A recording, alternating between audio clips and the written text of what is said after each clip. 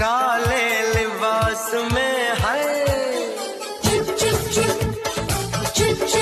हाय काले लिबास में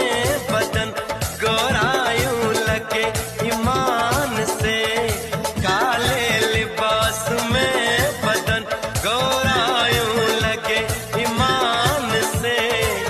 जैसे हीरा निकल रहा हो कोयले की खान से